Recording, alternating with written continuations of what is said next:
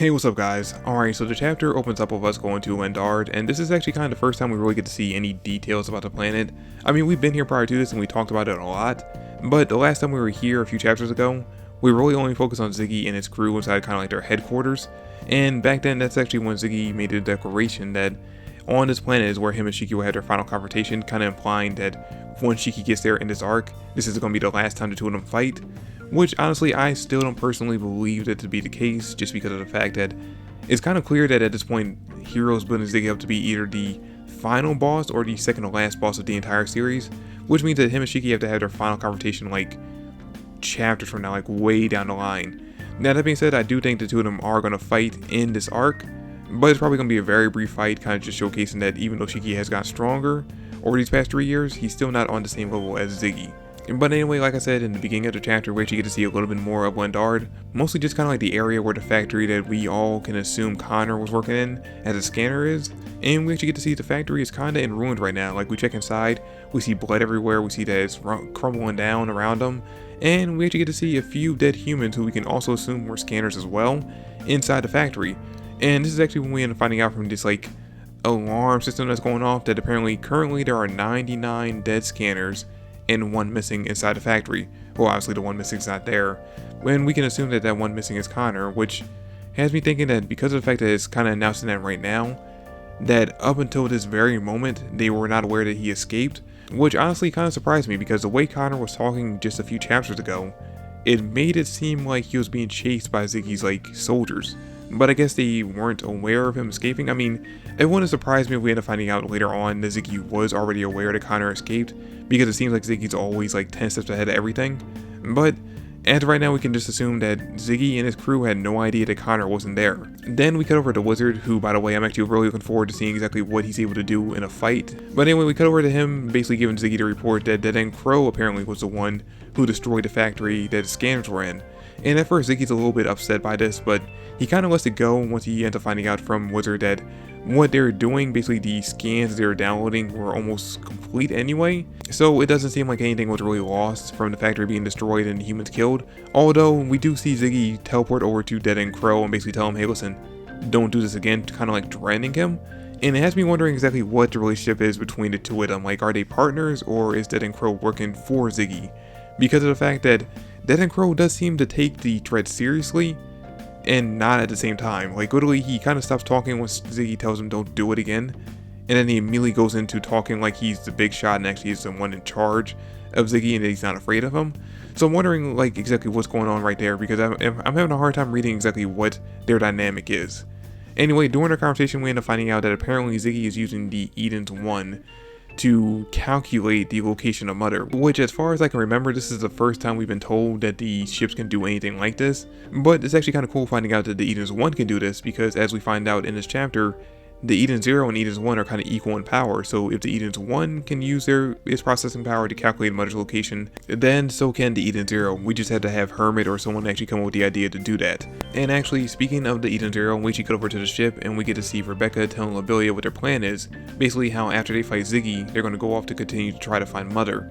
And at first, they're actually trying to convince her to leave the ship for a few days, just because they don't want her to be involved in the fight.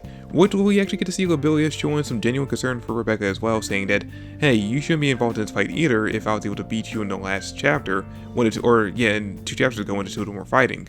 But Rebecca actually reveals that, obviously she's pretty handy with guns, as we've already seen, and she's actually able to use Ether gear, which Lobelia wasn't aware of. But anyway, like I said, they're actually trying to convince Lobelia to leave the ship because of how dangerous it's going to be. Which, by the way, Lobelia does bring up the question, which I've been bringing up a lot. I've been cutting it out of my reviews, but I've been bringing up the fact that Caltro's on the team and she's not really useful for any means.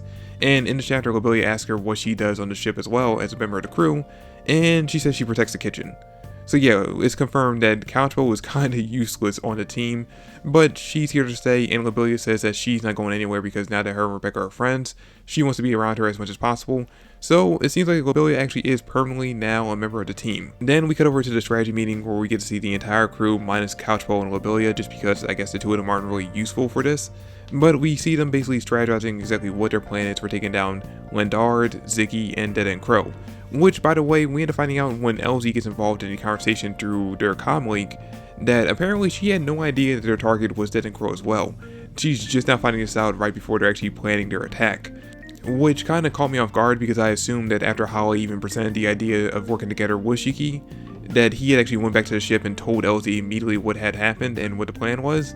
But I guess he was actually holding off the information until this very moment, which is kind of a dick move on his part, but I guess Elsie kind of sees him as like a little brother, so she'll forgive anything he really does that's not too damaging to her.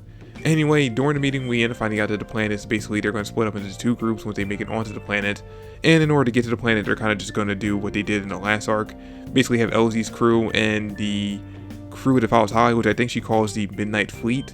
They're going to do the exact same thing that the Oasis group and the Union Army did in the last arc, where they're going to be mostly focused on attacking the defenses around the planet, while Shiki and the gang actually make their way to the actual planet and actually touch down on it. And then once they're actually on the planet, they're actually going to break into 2 groups, where they're going to have the group that's going after Dead and Crow use starfighters to try to fight him, which I don't think that's going to be much help.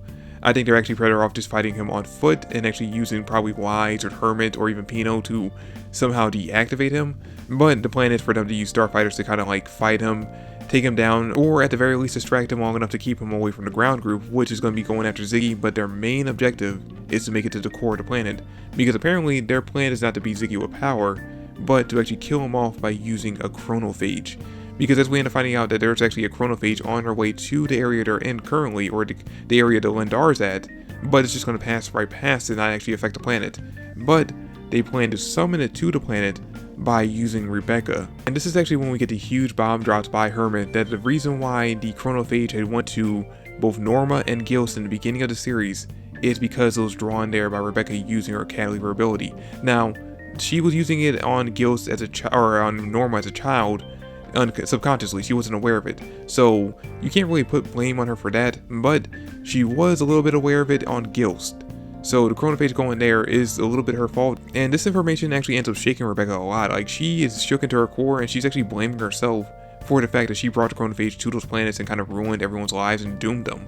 And it's actually Wise who ends up convincing her not to put the blame on herself, which makes sense for him to be the one to do it, because of the fact that he's only here because of the fact that the Chronophage reversed the time on Norma back to 50 years prior to them going there in the beginning of the series. Because if it wasn't for that, if it wasn't for her accidentally summoning the Chronophage there, he wouldn't be here right now, and they would be down 1 member of the crew. So yeah, he was pretty much the only one who could really convince her not to put the blame on herself, and more than likely she still probably does feel a little bit of shame or blame for the fact that she kind of doomed those planets. But at the end of the chapter, she's going forward with the knowledge that she can summon the Chronophage if she uses her abilities, and she plans on doing so in order to basically succeed in the plan. But yeah, that's their plan going forward, to basically destroy the planet, Ziggy, and Dead and Crow by summoning a Chronophage to eat them up. Now, this is actually very dangerous for them to do as well, because they have to summon the Chronophage, stay there long enough for it to actually be brought to the planet, and then quickly escape before the Chronophage eats the planet and ends up killing them as well. And the fact that we're actually detailing the plan this much in this chapter tells me that the plan's not going to go forward the way they actually expect it to. Whenever you're reading the manga and they actually have a plan going into an arc, and that means something's going to go drastically wrong and end up changing the plan, which I'm guessing is going to end up resulting in someone dying. More than likely either Hermit or Sister. I'm more leaning to Hermit just because of the fact that we need Sister right now to cure Lobelia, so I personally think that means that she's safe for right now, which means that more than likely it's going to end up being Hermit. And if it ends up being Hermit, the Wise ex-Hermit shippers are going to be very disappointed and upset because of the fact that half their ship is gone. But I mean, it was going to end up happening eventually anyway, because like I mentioned in previous reviews, I kind of figured Hero's plan was to kill off all 4 original members of the Shining Stars and replace them with new members of the crew. And since we already have Homura and Connor kind of taking up those spots, it just might end up being Hermit's time, and we might end up seeing Wise take her spot on the crew. Anyway, that's pretty much it for the chapter. I'm looking forward to seeing exactly what happens once the arc actually officially kicks off with the fight, because we know that Holly is eventually going to end up betraying the team, and I'm wondering in what format that betrayal is going to end up coming. Like, are we going to end up getting a big reveal that Holly actually is working with Dead and Crow, and she's kind of just luring Shiki and Elsie over there so that Dead and Crow and Ziggy can kill them? Or is she just basically going to wait until Dead and Crow is taken care of, and then summon Justice and the rest of her army to basically betray them, and just try to take down both Elsie and Shiki at that same time?